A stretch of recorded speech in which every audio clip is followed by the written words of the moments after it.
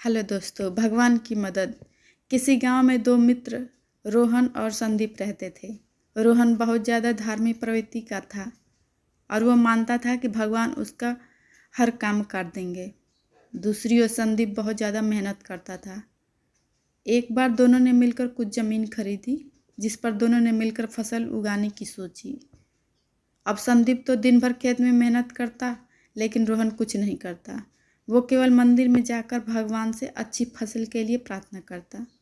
इसी तरफ समय बीतता गया और खेत की फसल पककर तैयार हो गई। इसे दोनों ने बाजार में ले जाकर बेच दिया, जिससे उसको अच्छा खासा पैसा मिला।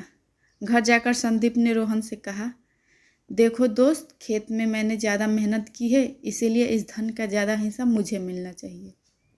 संदीप की बात सुनकर रोहन बोला, नहीं नहीं, इस धन का ज़्यादा हिस्सा मुझे मिलना चाहिए, क्योंकि मैंने ही अच्छी फसल के लिए भगवान से प्रार्थना की थी, तभी अच्छी फसल तैयार हुई है।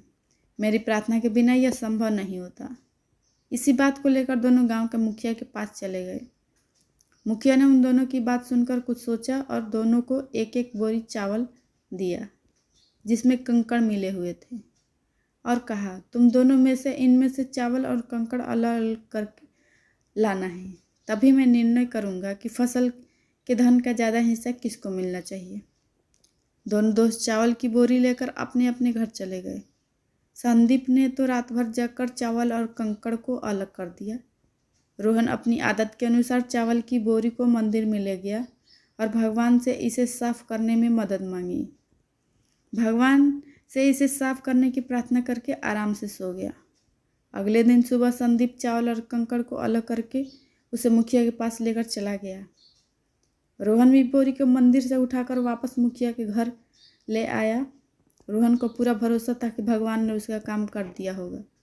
अब मुखिया ने दोनों से पूछा कि बताओ, तुमने कितने चावल साफ किए। इस पर संदीप ने तो जितने थे उतने बता दिए।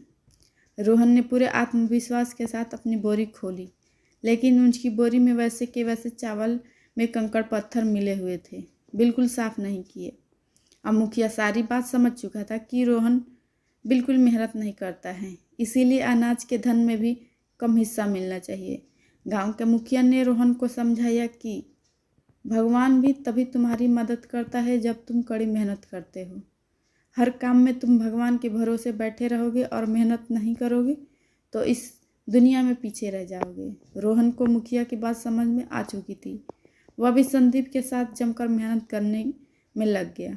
दोस्तों, इस कहानी से हमें यह शिक्षा मिलती है कि भगवान से प्रार्थना करना ठीक है, लेकिन साथ ही साथ हमें कड़ी मेहनत भी करनी है। आपकी किस्मत तभी चमकेगी जब आप 100% देंगे। थैंक यू दोस्तों। स्टोरी कैसी लगी प्लीज़ बताइएगा, सब्सक्राइब कर दीजिएगा। थैंक